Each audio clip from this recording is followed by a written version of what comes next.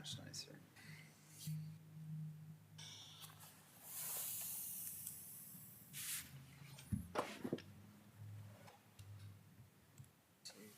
All rise for the pledge.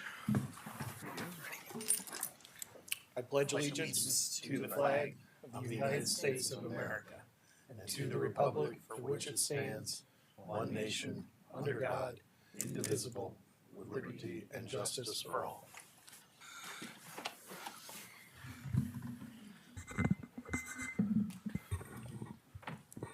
Okay, thank you. Well, as usual, this is a work session or information session for the Board of Public Utilities and for City Council members for the Utilities 2026 annual budget.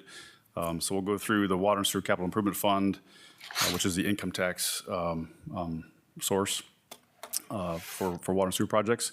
And we'll also go through the Utilities Revenue and Capital Reserve Funds as well. That's the ratepayer money side of the budget. If you have any questions during the presentation, feel free to ask questions as we go through it, rather than wait till the end because we probably will miss it or won't for it to go back. So feel free to interrupt me whenever you have something you would like to talk about or get more information about. Same presentation format as we've had in past years. So if you've seen it before, nothing's really changed here. So the first one we'll cover is the Water and Sewer Capital Improvement Fund, also called the 4017 Fund. Just some budget assumptions with this fund. As I mentioned, this is the income tax revenue fund, and the projections were based off of 2025 revenues. There was a change in city ordinances for the distribution of income tax to this fund. If you recall, over the next 3 years, it will be reduced by 0.05%. So for 2026, used to be that for 25 the distribution was 0.5%. Next year it'll go down to 0.45%, and then 0.4% in 27, and then 0.35% in 28, and that will hold from that point on. I suppose unless City Council changes that again. As usual, we've utilized Ohio EPA and the Ohio Water Development Authority, OWDA, loans for large capital projects, and debt service payments for past projects, completed projects, are paid for out of this fund as well. There's no operating expenses paid for out of the 4017 fund. Our estimated cash balance in the fund at the beginning of 26 is showing at 5.9 million. Revenues at 38.9. Again, that's a mixture of income tax and loan money, and also some state grant money that we received for one project. Expenses is shown at 40.9 million, and then our estimated 26 end of the year 26 balance is 3.9 million. So the revenue into this fund, again, state aid that comes from a water treatment plant project where we got a grant. That project is under construction right now, and so we're getting reimbursed from that as the expenses come in, or as we pay the contractor, we're getting reimbursed for that. That project should be, that $1 million from state aid should get distributed to us in 26. The project got started mid to late 25, so we didn't receive a lot of distribution from that fund or from that source in 25, but we should get the rest in 26. For the loans, we got 31.5 million listed there for loans. In the income tax, you'll see it went down from 6.7 million to 6 million. That's the redistribution amounts from 0.5% to the 0.45%. And then the advance from capital, that's a payment back to this fund from the city's general fund for the construction of the city building. That has another, I don't know, maybe 5 or 6 years left to pay before that is paid off. For expenses, this is just kind of just a summary of all the capital projects and which categories they fall into. A lot of it's in buildings and infrastructure. That would be our water and sewer lines. That would be work at the wastewater plant and the water plant. The bond is an old project that was constructed many years ago. It's got a couple more years of bond payments left for that. And then the loans, that's the Ohio EPA and the OWDA loans that we've utilized. This is the debt service payment at $2.6 million for 2026. Excuse me, a couple more years, meaning how many years? For the bond Yeah. payment, Jackie, do you know how many more years are left on that bond? Oh, was that for the roundabout? Okay. That's going to have a little more life to it than what I thought it was. Okay. I thought it was for an old wastewater plant project, but that must have got paid off, and now the I-75 roundabout is still left on there. So yeah, it may be 10 to 15 years left on that one. Okay, Roughly. thank you.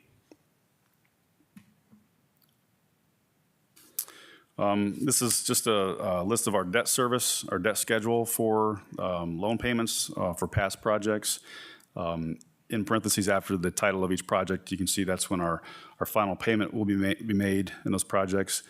So you can see that several of those go out into the 2030s, some in the 2045 range. The new one that's coming on is the water plant low service pump station number 1. That's a new loan to start paying back next year. The project's still under construction, so we always estimate that half of the loan payment will be made in the first year of project completion. It's possible, based on the completion date, that payment will start in 2027 instead of 26, but we budgeted for it in 26. This is a continuation of debt service payments for past projects. So Joel, your question about the bond, that I believe is the last 2 projects on this list. And the I-75 roundabout is 2042, so a little longer than I thought it was, I guess. And the city administration building is 2050. I believe those are both bonds that were included in that other number. So Great, thank you.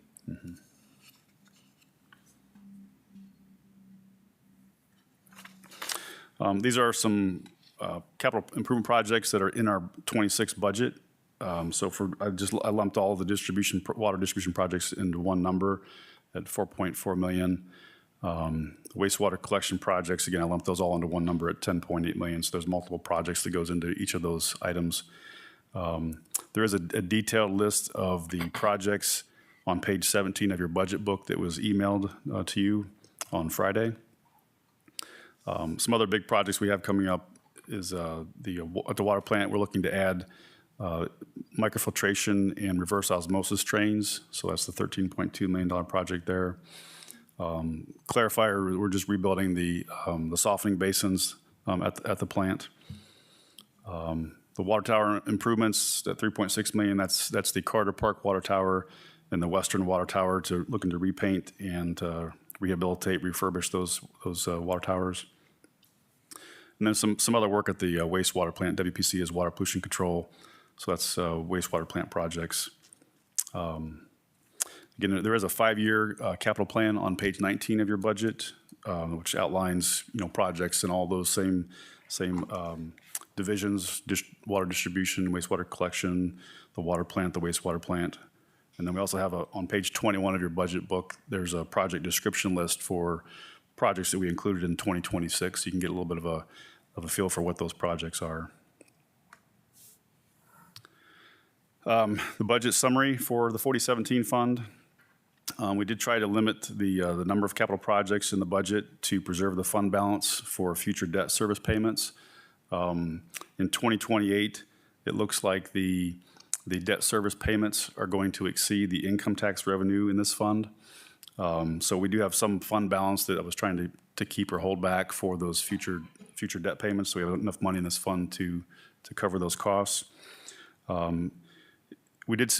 The 5-year plan does show that that difference shrinks or gets smaller if we can assume that income tax will grow over the next several years. That imbalance, if you want to call it that, will reduce or shrink.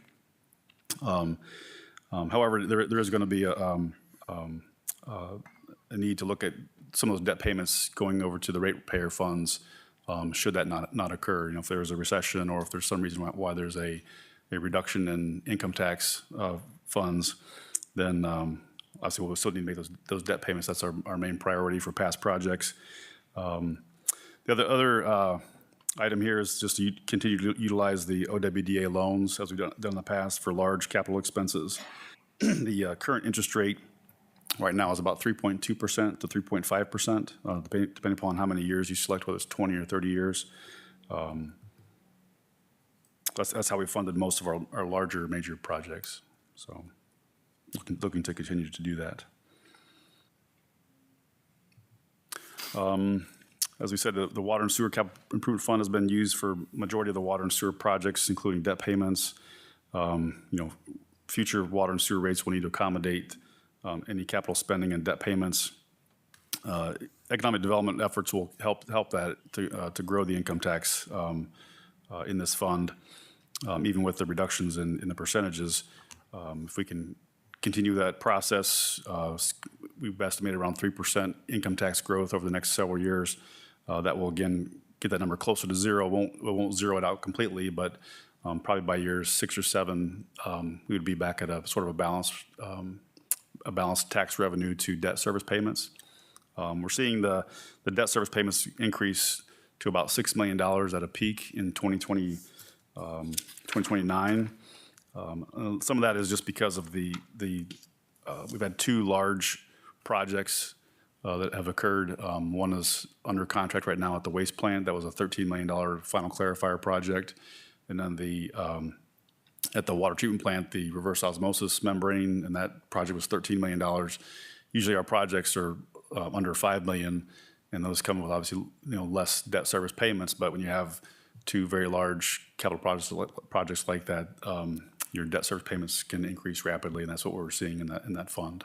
So that's what I have for the 4017, unless you have some questions. We'll move on to the revenue funds. So the first we'll discuss is the electric revenue and capital reserve funds. Some budget assumptions for this fund. The salary adjustments mainly based on the union contracts that we signed a couple years ago. We did include a 5% rate increase for July of 2026. The last rate adjustment was July of 2021. That rate adjustment will go to the Board of Utilities for their review and approval, likely to be early in 26. We're wrapping up the cost of service study now. The budget kind of got us sidetracked a little bit off of that, but we'll get back to that here towards the end of this year and get it finalized. And then we'll get to the board in, again, early 26 to talk about electric rates. I guess just a quick question, Brian. Would you say that 5%, is that number coming out of kind of the early returns of that assessment, or was that kind of a placeholder that we think may or may not match? It was out of that initial assessment that our consultant helped us. So we think we'll probably be in that ballpark. Yeah. It looked like our debt service ratio, we've got to be above a 1.1 calculation, and we try to be above 1.3 at a minimum. We were getting closer to that threshold, so the 5% was needed to make sure we had enough revenue collected to not go below that. The debt service ratio is really important when it comes to our bond covenant requirements for the AMP projects that we've signed up for, the hydro projects, mostly the older hydro project which is JV5, the Belleville hydro project, that contract was signed back in the 90s. Has very restrictive debt covenant requirements in that. And as a larger participant, we don't want to be one of the ones that from time to time don't meet our debt coverage ratios. So the 5% in July, even though it's only half of the year, should give us enough revenue to meet that debt coverage requirement. I don't think we'll see multiple years of that going forward. It looks like we'll have less of a increase in future years. But the big concern for us really was in 26 was that debt coverage ratio was getting a little bit close for us. Thank you. So we do anticipate higher kilowatt hour sales due to load growth. We're seeing some businesses go out at Woodbridge Business Park and in other parts of the city. So those higher kilowatt hour sales should help. Looking to transfer $3 million from the electric revenue fund to the capital reserve fund to pay for capital projects.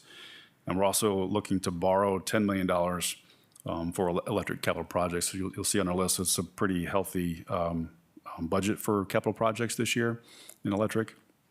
And we didn't want to use up all of our cash reserves in capital projects when we can, borrow money and save some back for, emergency situations or just having cash on hand. In the past, we've utilized AMP to help us with borrowing for electric projects. They have a process called it's a BAN, or a bond anticipation note.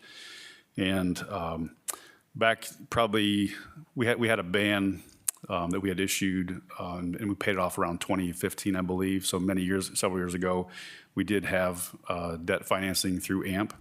But a BAN is basically a one-year short-term financing mechanism that you can utilize for electric system improvements. And a lot of AMP members utilize this process to borrow money for electric upgrades. The BAN gets renewed every year, so the interest, while it's fixed for that one-year period, it could change from year to year. So right now, the BANs are currently selling for around 4.25% interest rate. But it's a way to get short-term financing to pay for large capital projects that are associated with the electric system, basically. So we're looking to utilize that process again in '26. And then we are seeing increasing power supply costs and our capital project costs as well. We'll talk about power supply here in a little bit. We're also looking to collect $1.3 million and reimburse that to the general fund for the in-corp kilowatt-hour tax. Every kilowatt-hour that's sold within our system has a kilowatt-hour tax applied to it. So if it's inside the city sales, then that money goes to the general fund for the city's benefit. If it's outside of the corporate limits, it goes to the state of Ohio. That's per state law. So the other portion is about $1 million that we would collect and return to the general fund for refuse and recycling. It's just part of the billing process that we have for sending out utility bills. So some other budget assumptions. The estimated 2026 sales revenue utilized the annualized sales revenue from past years with growth in certain areas. We're mostly seeing growth in industrial areas, a little bit of growth in residential as well with some of the new houses going up, but the majority is really in the industrial side, and that's where the largest numbers come from. This is a brief history of kilowatt-hour sales we've seen over the years. 2020, if you remember, was COVID years, so that's why it took quite a hit in 2020. It really didn't start to recover until about 2024. We started to see some numbers, sales numbers increasing. And this next year, we're projected to get up to about 545 million kilowatt hours in sales. That's about our highest amount we've had since I've been here. I think in around 2016, 2018, we were around 540 million. So that might be a record if we hit that number. For purchase power costs, the power supply usage expenses and revenues are based on current electric rates, historical usage, and projections that we get from Solvent Associates. That's our rate consultant. Our 2025 PCAS power cost adjustment is projected to be overcollected by 1.7 million. That would be reimbursed in 2026 as part of our power cost reconciliation. The board members, every February we come to you and show you here's our accounting practices for tracking power purchase costs. And we tell you we overcollected or we undercollected. This year it looks like we're looking to be overcollected, which is a good position to be in. We'll do that again in February, where we'll come back and show you what that calculation is going to end up being at the end of the year. This is a history of some of the PCA from 2020 through 2026. Again, just showing you that in 2020, we were undercollected by 3.4 million. That was, again, COVID years. We saw a lack of electric sales there. Recovered back to 23 where we were in overcollected state, and we've been that way since we're projected to be that way through this year. 2026 is projected to be undercollected by $1.7 million, but that's just for our current budget. So we're still recommending to maintain the PCA of 0. So there will be no charge on a customer's bill for a PCA charge. The PCA is really there to ensure that under collection doesn't grow to be too large. And if we had to add a cost to customer bills, we could apply it to all customers and all kilowatt hour sales. But we've had that PCA set at 0 for many years now. The next rate schedule will look at the PCA rate. It will also look at the base rate in the PCA, how that's calculated, and the revised rate schedule will adjust those as needed. More on power supply. So this is looking at some of our electric costs on the wholesale side. So we get charges from PJM for a capacity charge. We call it the 5 CP or 5 coincident peak charge. There's also First Energy charges us for transmission. It's a 1 coincident peak charge. So these costs do include credits that we receive for behind the meter generation or for owning assets like Prairie State, like hydro, like solar and wind, those kind of things. We are seeing that those are going to be going up by a decent amount in 2026 compared to 2025. That looks to continue for the next several years. These are costs that really are out of our control. They're passed on to us from PJM and from First Energy, so we don't have any option other than to pay the bill, basically. The credits in 2026 are estimated to be at $4.3 million in the battery and the diesel generator out at the waste plant. They're going to bring back, or save us $1.2 million by themselves. So those are pretty good investments to have behind our meter. So you can, if you added the $14.3 million to the $9.1 million, that would be your total cost if you didn't have any generation assets to lean on. We are seeing future capacity and transmission costs increasing. Moving to the fund, the 5111 fund, electric revenue fund. Our projected beginning of the year balance is $17.2 million. Looking at $70.1 million for revenues, $75.4 million for expenses, and then a fund balance of $12 million at the end of the year. This is our revenue or receipts. So sales is the biggest portion of that for energy or electric sales. That's $66 million. Taxes, 1.5. The other numbers are, again, refuse and recycling that gets transferred back to the general fund. For expenses, the salaries are pretty consistent, again, with union contracts. We are looking to add a meter specialist position to prepare for a possible retirement of an employee in the future, to get somebody trained in that position. Fringes are going up as normal. The other costs in here really are not too terribly different from past years, except for purchase power, and that's basically all our wholesale costs that we pay for the entire city's electric bills, jumping from $54 million to $60 million. That's reflective of some of those capacity and transmission costs that I've talked about earlier. We are looking to transfer the $3 million to capital.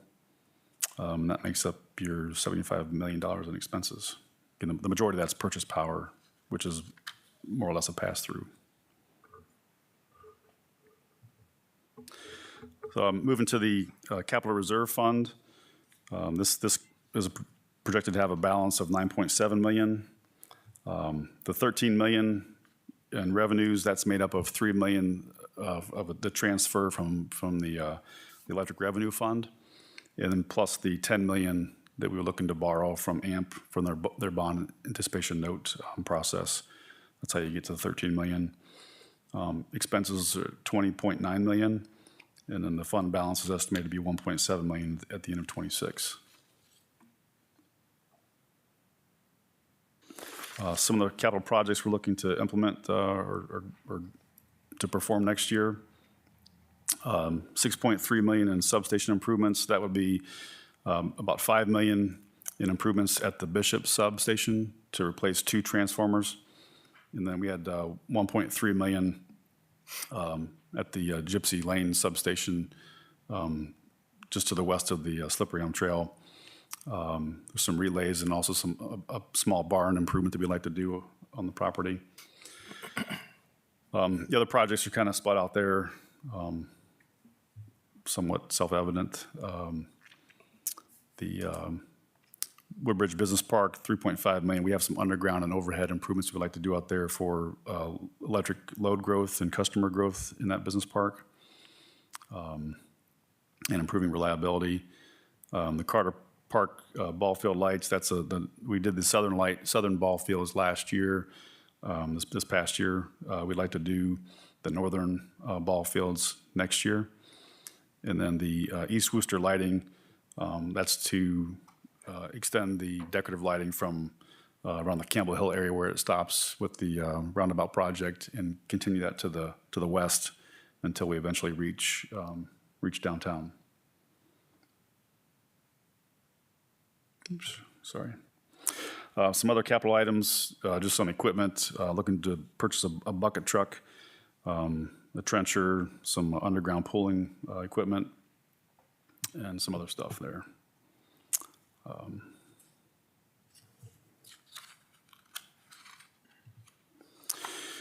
In summary, again, the 5% rate adjustment in July is what we're recommending. Looking to borrow $10 million from AMP to fund capital projects.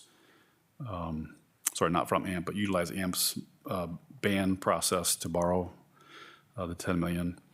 We're seeing increasing PJM costs and FirstEnergy costs for transmission capacity.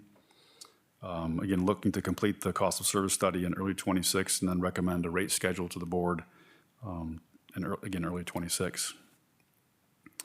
This is a historical graph of the end of year fund balance that we've shown in past presentations.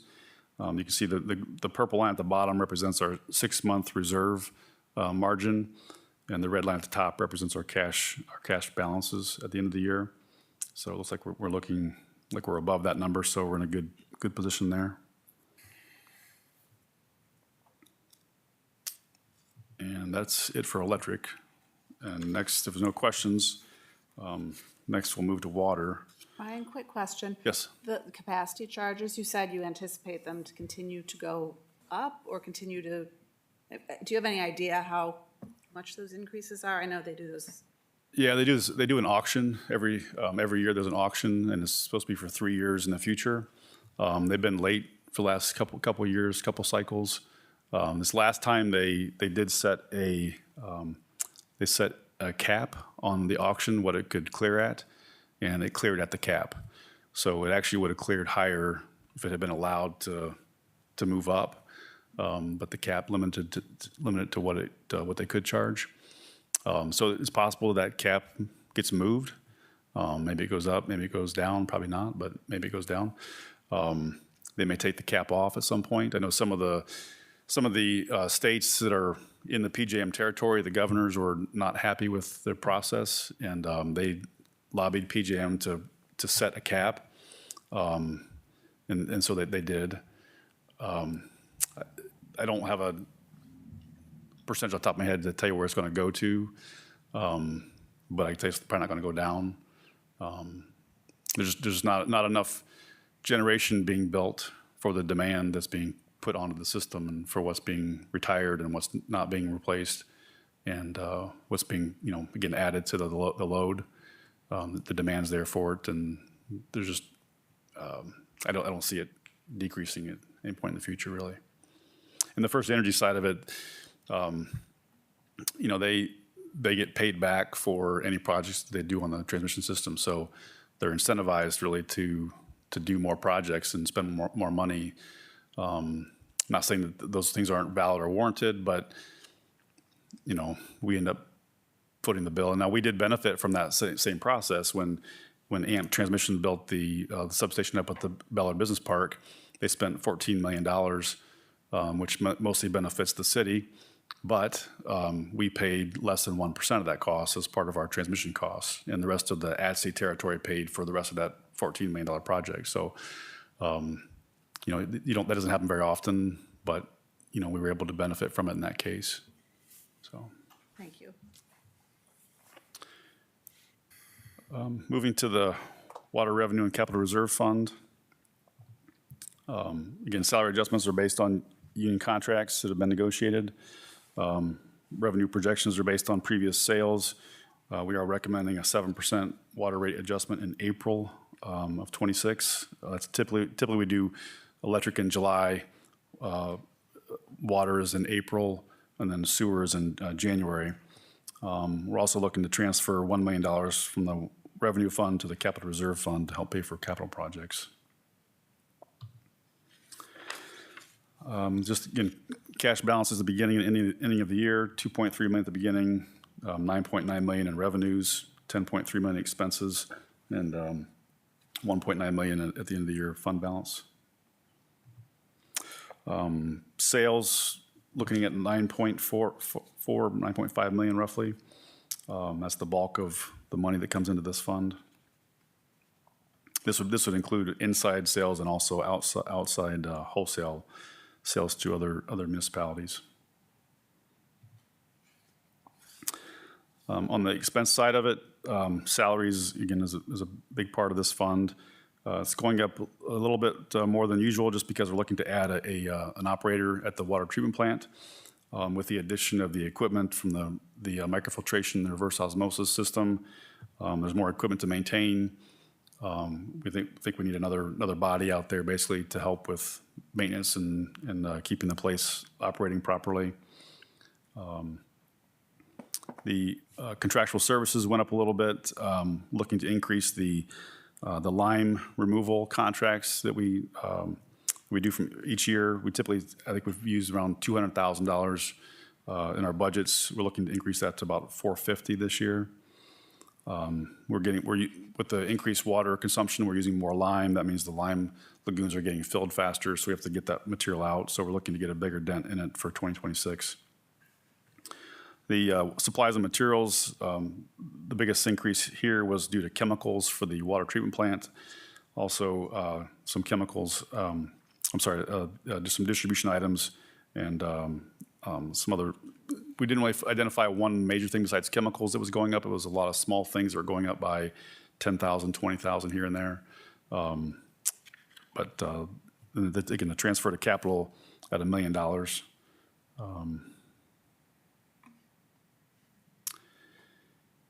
The capital reserve fund, so beginning with a balance of 2.5 million, transferring $1 million into this fund from the revenue fund. Expenses at 2.7 million and the ending balance at 800,000.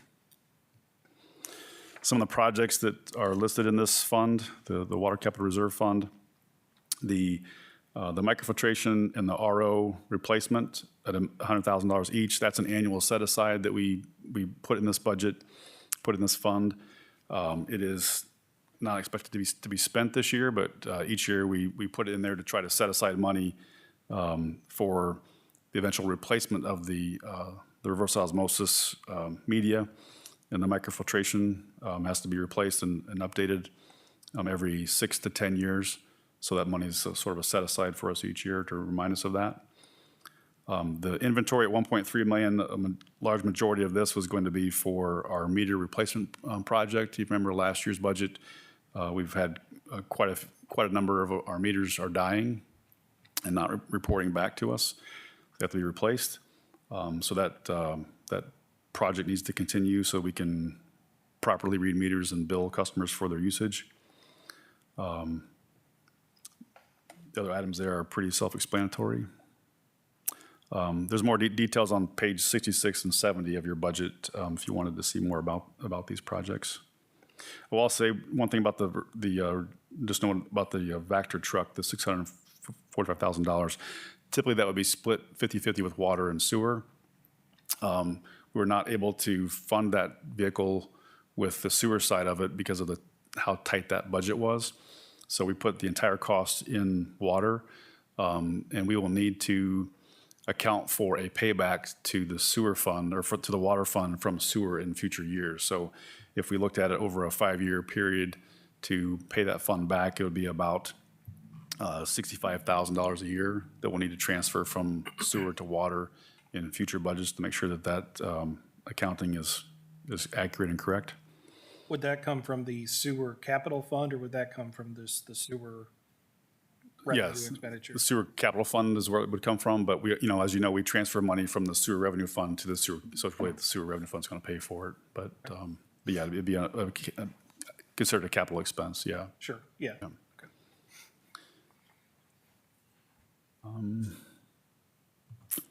So I should delete that slide, but I didn't. I'm sorry about that. In summary, again, recommending a 7% rate increase in April of '26. We are seeing increased costs, kind of all across the board, really. Sales revenue does not appear to be, covering operating costs and capital project costs. And so future, I think I've said this before many times, but the cost of service studies in the future are going to have to account for increasing operating costs, capital project costs, and future debt service payments. We relied heavily on the 4017 income tax fund in the future, and that is going to have to change here in the next couple of years, very quickly, I would say. The fund balance history for this, you can see our 3-month reserve is our minimum target fund balance based off of current expenses. Those have continued to go up in the past couple of years, and the fund balance, as a result, as well as has continued to go down. In '25, the big decrease in 2025 is really due to the meter changeout project and some other one-time capital expense projects that we had. Again, fund balance is decreasing and getting close to the threshold. So, Is this alarming in any capacity? it's more so when on the sewer side, I would say, than the water side. Typically, we don't spend our full budget. If we don't spend the full budget, then those dots will get farther apart, and there will be a little bit of a buffer. It's not uncommon that we budget for very close to that number, but obviously, I would prefer it to be more in the 2022, 23 timeframe where we had a healthy fund balance and we could, pay for any projects really needed to cover. We could cover this without an issue. We're just not in that situation, here where we are today. But Thank you. moving to sewer, the sewer revenue and capital improvement fund. So some assumptions here is again, salary adjustments based on union contracts, revenue projections based off past sales. We are recommending a 10% rate adjustment in January of '26 and looking to transfer $679,000 to the capital reserve fund.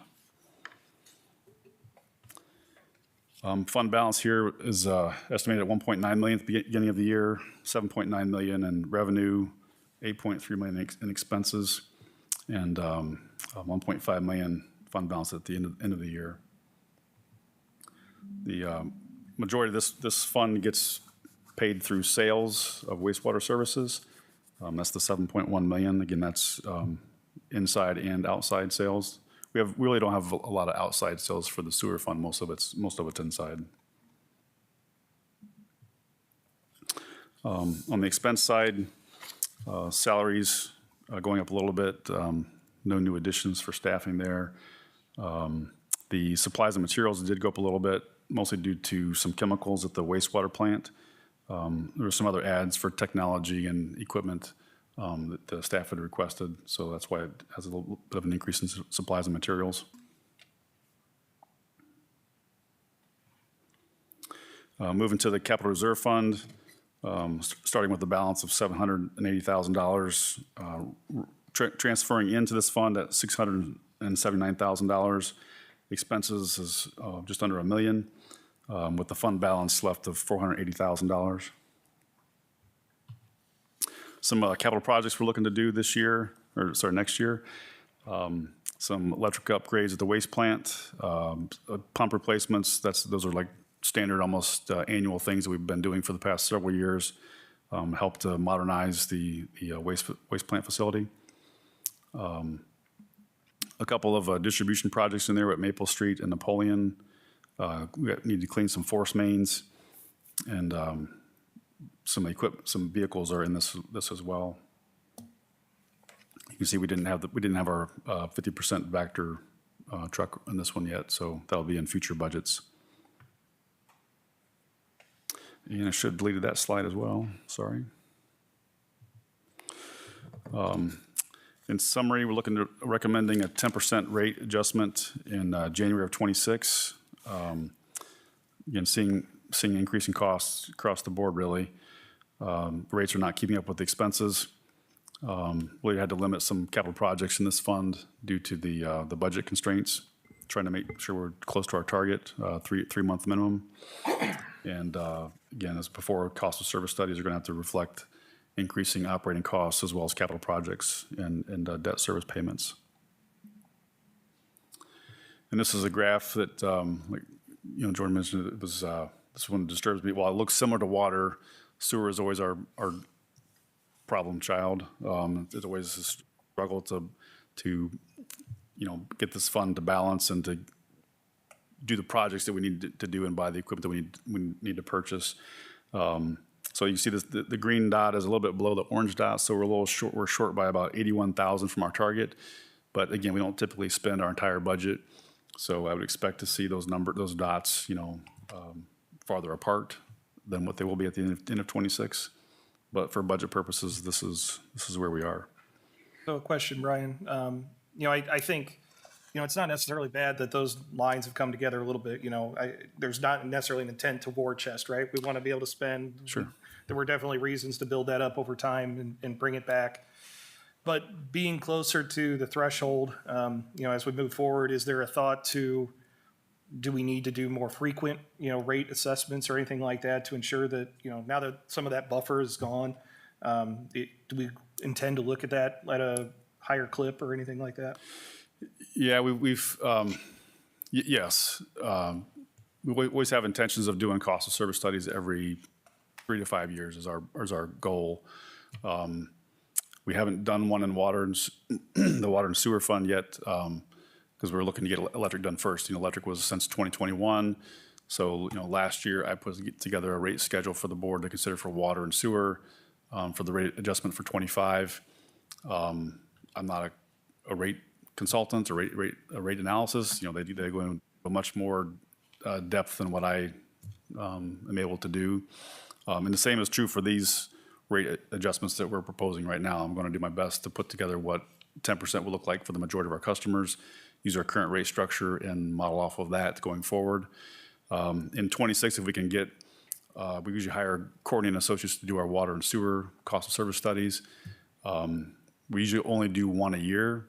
I'm not sure how Jackie's feeling about next year, if she's looking to do 2 in a year or not.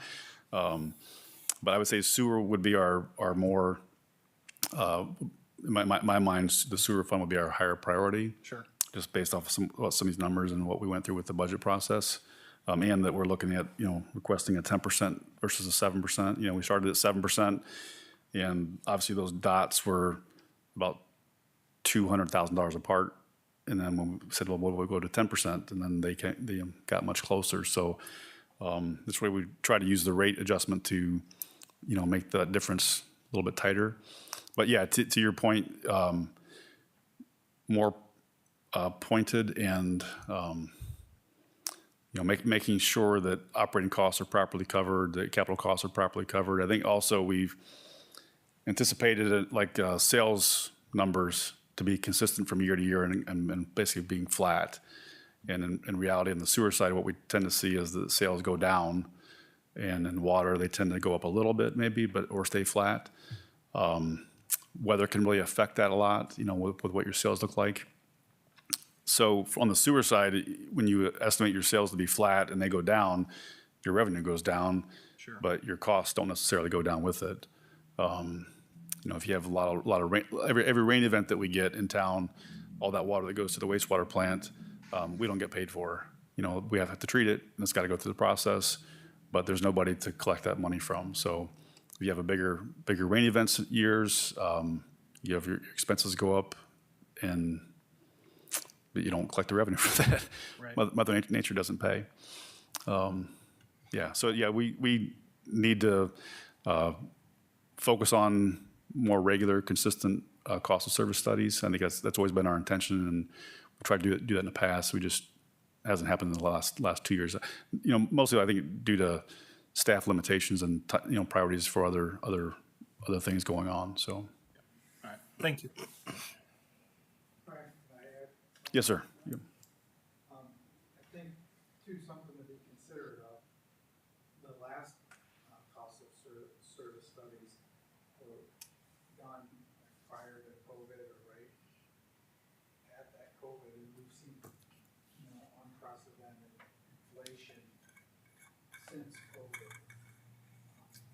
So we had the rate scheduled for, set for 3 years through the early 2020s here, 2022. And we had a year or two without any rate increase.